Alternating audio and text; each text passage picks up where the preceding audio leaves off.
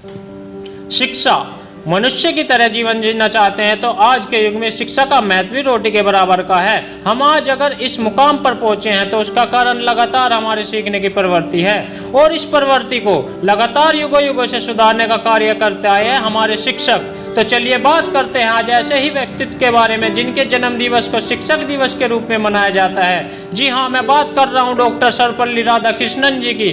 नमस्कार, मैं अक्षय कुमार स्वागत करता हूँ आपका न्यूज अनफिल्टर्ड के एपिसोड 7 में। और आज हम बात करेंगे डॉक्टर सर्वपल्ली राधाकृष्णन जी के जीवन की।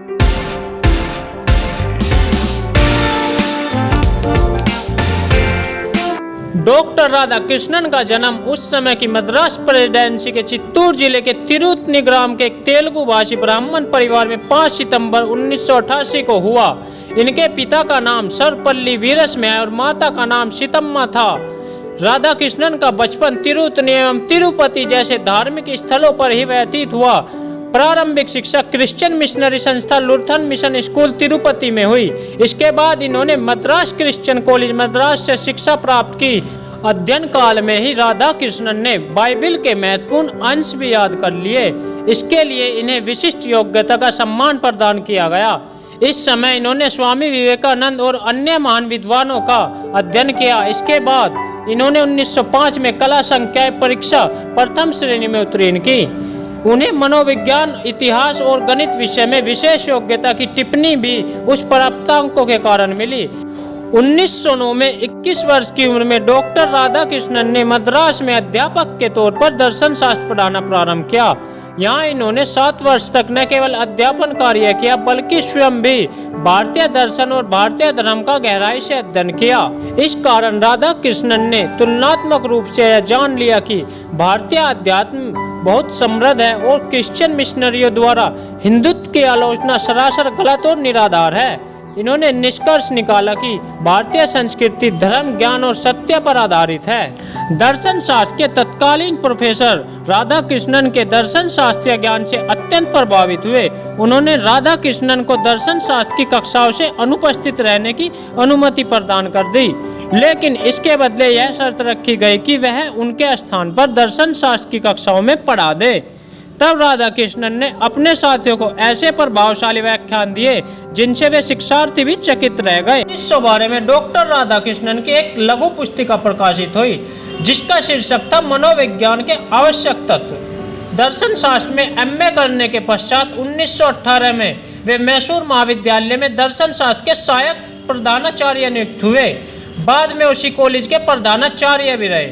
डॉक्टर राधाकृष्णन ने अपने लेख और भाषणों के माध्यम से विश्व को भारतीय दर्शन शास्त्र से परिचित कराया। सारे विश्व में उनके लेखों की प्रशंसा की गई। डॉक्टर राधाकृष्णन पूरे विश्व को एक विद्यालय मानते थे। उनका मानना था कि शिक्षा के द्वारा ही मानव मस्तिष्क का सदुपयोग किया जा सकता है। ब्रिटेन के एडिनबरा विश्वविद्यालय में दिए गए अपने भाषण में कहा था, मानव को एक होना चाहिए। मानव इतिहास का संपूर्ण लक्ष्य है मानव जाति की मुक्ति। यह तभी संभव है जब देश की नीतियों का आधार पूरे विश्व में शांति की स्थापना का हो। वे जिस भी विषय को पढ़ाते पहले स्वयं उसका गहन अध्ययन करते थे। जब डॉक्टर राधाकृष्णन यूरोप एवं अमेरिका प्रवास से पुनः भारत लौटे तो यहाँ के विभिन्न विश्वविद्यालयों ने उन्हें मानद उपाधियां प्रदान कर उनकी अध्यापन शैली का सम्मान किया। 1928 में इनकी मुलाकात पंडित नेहरू से उस समय हुई जब वे कांग्रेस पार्टी के वार्षिक अधिवेशन में सम्मिलित होने के लिए कलकत्ता आए हुए थे। राधाकृष्णन भारतीय शैक्षणिक सेवाओं के सदस्य होने के कारण किसी भी राजनीतिक भाषण में हिस्सेदारी नहीं कर सकते थे, फिर भी उन्होंने उसकी कोई परवाह नहीं की और भाषण दिए। सन 1929 में व्याख्यान हेतु मैनचेस्टर विश्वविद्यालय द्वारा आमंत्रित किया गया। इन्होंने मैनचेस्टर एवं लंदन में कई भाषण दिए। ये सन 1931 से 1936 तक आंध्र विश्वविद्यालय के वाइस चांसलर रहे। इन्होंने कलकत्ता विश्वविद्यालय में जॉर्ज पंचम कॉलेज के प्रोफेसर के रूप में 1937 से 1941 तक कार्य किया। सन 1939 से 1948 तक काशी हिंदू विश्वविद्यालय के भी चांसलर रहे। सर्वपल्ली राधाकृष्णन की प्रतिभा को देखकर इन्हें स्वतंत्रता के बाद संविधान निर्मात्री सभा का सदस्य बनाया गया। वे 1947 से 1949 तक इसके सदस्य रहे। पंडित नेहरू चाहते थे कि राधा कृष्णन की भाषण की प्रतिभा का उपयोग 14-15 अगस्त 1947 की मध्य रात्रि को उस समय किया जाए जब संविधान सभा का ऐतिहासिक सत्र आयोजित हो। राधा कृष्णन ने ठीक ऐसा ही किया और रात्रि 12 बजे अपने संबोधन को विराम दिया। आजादी के बाद इन्होंने मातृभूमि की सेवा के लिए विशिष्ट राजदूत के रूप में सोवियत संघ के साथ राजनयिक कार्य किए। 1952 में सोवियत संघ से आने के बाद डॉक्टर सर्वपल्ली राधाकृष्णन उपराष्ट्रपति पद पर निर्वाचित किए गए। संविधान के अंतर्गत उपराष्ट्रपति का नया पद सृजित किया गया। उपराष्ट्रपति के रूप में राधाकृष्णन ने राज्यसभा में अध्यक्ष का पदभार भी संभाला। डॉक्टर सर्वपल्ली राधाकृष्णन 1952 से सन 1962 तक भारत के उपराष्ट्रपति रहे और 1962 से सन 1967 तक भारत के राष्ट्रपति भी रहे। इन्हें सन 1931 में ब्रिटिश साम्राज्य द्वारा सर की उपाधि प्रदान की गई, लेकिन स्वतंत्रता प्राप्ति के पश्चात उसका औचित्य डॉक्टर राधाकृष्णन के लिए समाप्त हो चुका था।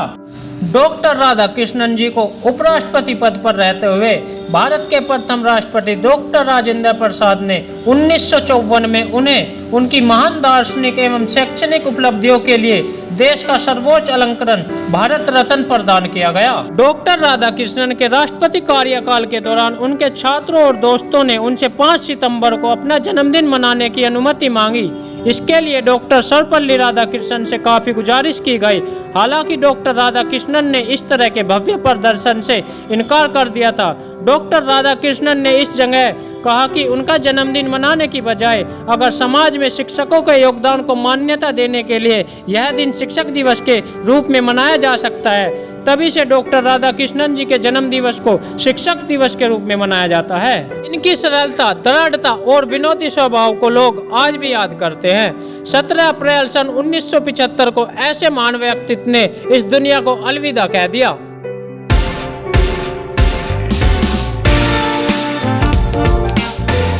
दोस्तों, आज का एपिसोड यहीं समाप्त करते हैं। यदि आपको हमारे द्वारा दी गई जानकारी अच्छी लगी तो हमारे चैनल को सब्सक्राइब कीजिए, वीडियो को लाइक कीजिए। दोस्तों, आप सभी को शिक्षक दिवस की हार्दिक शुभकामनाएं। मिलते हैं एक नई वीडियो के साथ। धन्यवाद।